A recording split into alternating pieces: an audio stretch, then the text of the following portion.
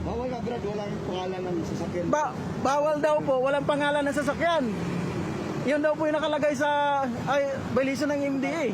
Ay di, dito tayo. Sir, dito tayo sir. Huwag tayo dyan. Pinababa niyo ako eh. Huwag tayong ganyan sir. Kami, may alam din kami sa batas. Traffic enforcer yung biyanan ko sa Bacoor. Kaya imposibleng hindi na masabi sa akin na kumpleto to. Ayan, kumpleto sa akin, may registro. Titikitan mo ako ng ganyan. Paparahin mo ako bigla. Tapos titikitan. Ang violation ko raw, walang pangalan yung sasakyan. Lalagay ko raw yung pangalan ko. Bakit mo ilalagay yung ano? Hindi ko pipirmahan yan. At sir, ano yung pangalan niyo sir? Kasi tatawag ko to kay Colonel Busita. Nakita ko na sa Brad. Oh, yan. Wala raw pangalan yung sasakyan ko, maglalagay daw ko pangalan.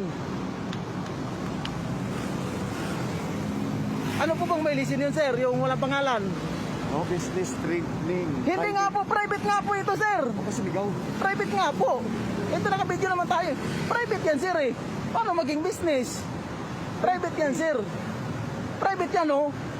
Nasa rehistro naman private eh. Hindi naman yellow plate yan. Mag-ano ka sir kung yellow plate? Hindi naman po yellow plate yan eh. Private yan eh. Hindi naman po rare yan. Mas maigi na yung nakabidyo tayo. Kasi ikukonsulta ko to sa lahat ng ano. Kapatid ka general eh, sasabi ko to.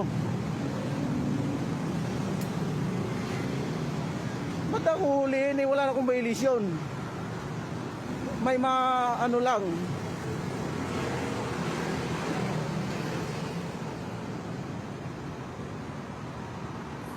Ba't lalagyan ng pangalan? Hindi nga yan ano eh. Private nga yan eh.